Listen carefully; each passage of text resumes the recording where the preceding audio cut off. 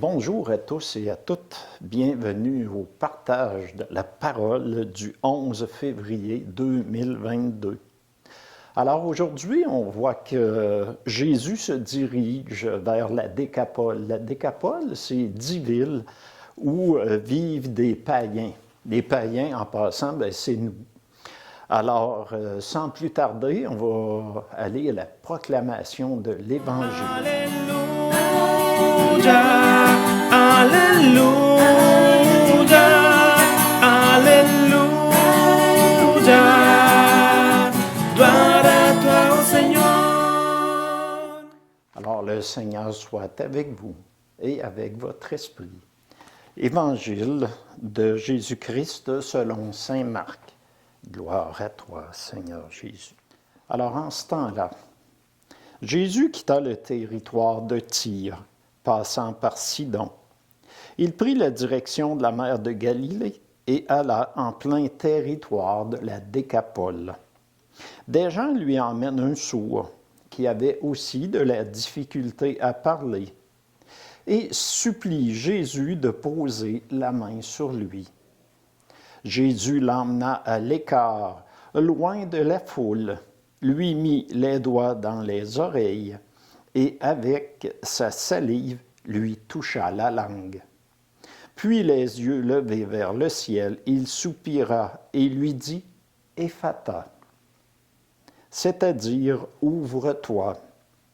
Ses oreilles s'ouvrirent, sa langue se délia et il parlait correctement. Alors Jésus leur ordonna de ne rien dire à personne, mais plus il leur donnait cet ordre, plus ceux-ci le proclamaient. Extrêmement frappés, il disait « Il a bien fait toutes choses, il fait entendre les sourds et parler les muets. » Acclamons la parole de Dieu. Louange à toi, Seigneur Jésus. Alléluia, Alléluia, Alléluia. Gloire à toi, ô Seigneur. Jésus s'en va en plein territoire de la Décapole. Comme je l'ai mentionné tantôt, il s'agit d'une dizaine de villes où vivent des païens, puis des païens, c'est nous. Des personnes lui apportent un sourd muet. Souvent, les personnes sourdes ne produisent que des sons, n'ayant jamais entendu parler.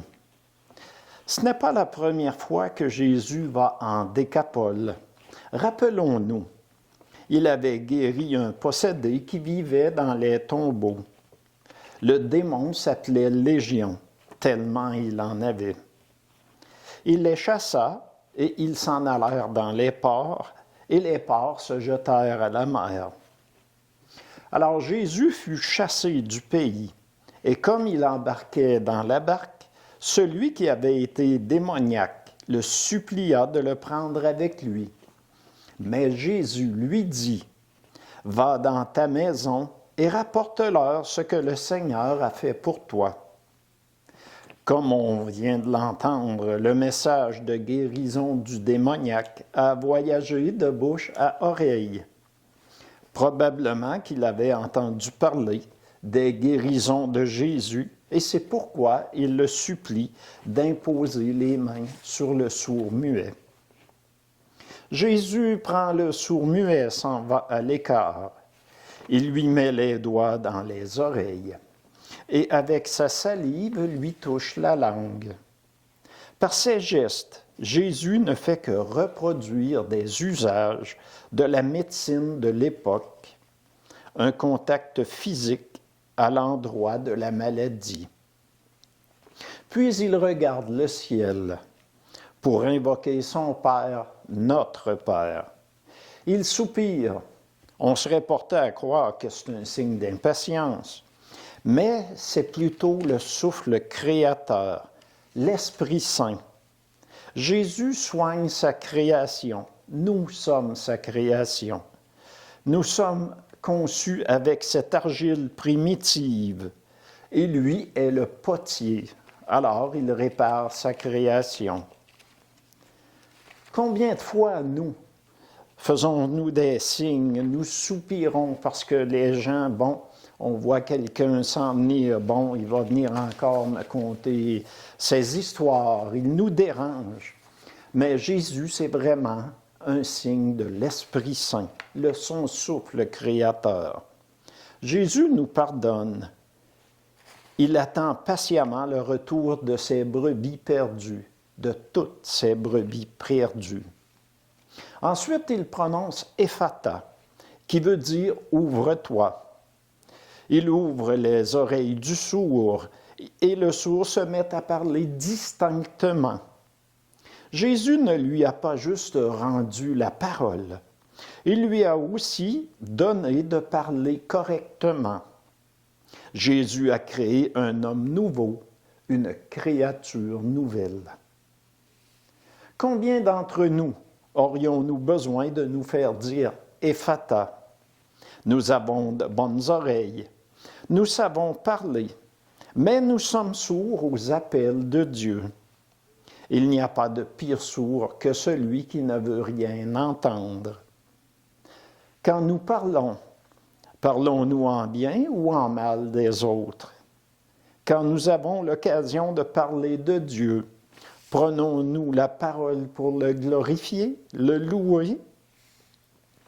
Aujourd'hui aussi, c'est la journée de Notre-Dame de Lourdes. En effet, de février à juillet 1858, la grotte de Massabielle attire les foules à Lourdes en invoquant l'Immaculée Mère de Dieu qui s'y manifesta à Sainte Bernadette de Soubirous. Le peuple chrétien découvre en Marie l'image de l'Église à venir, la préfiguration de la Jérusalem nouvelle, dont les portes sont ouvertes à tous les peuples. C'est aussi la Journée mondiale des malades, instituée en 1992 par le pape Jean-Paul II. Prenons un moment de silence pour offrir nos intentions de prière à Marie et qu'elle intercède auprès de son Fils pour la guérison des malades.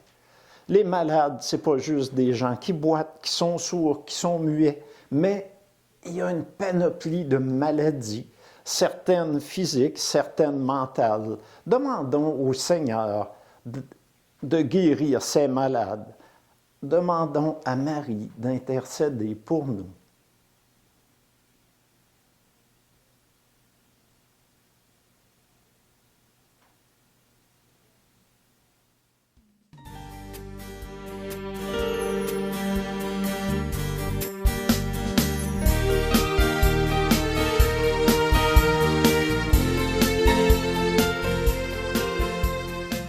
Seigneur, écoute notre prière.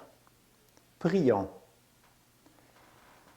Notre Père qui es aux cieux, que ton nom soit sanctifié, que ton règne vienne, que ta volonté soit faite sur la terre comme au ciel. Donne-nous aujourd'hui notre pain de ce jour. Pardonne-nous nos offenses comme nous pardonnons aussi à ceux qui nous ont offensés. Et ne nous laisse pas entrer en tentation, mais délivre-nous du mal. Amen. Et sur cette belle prière, je vous donne la bénédiction de notre Dieu d'amour, de miséricorde. Au nom du Père et du Fils et du Saint-Esprit. Amen. Bonne journée.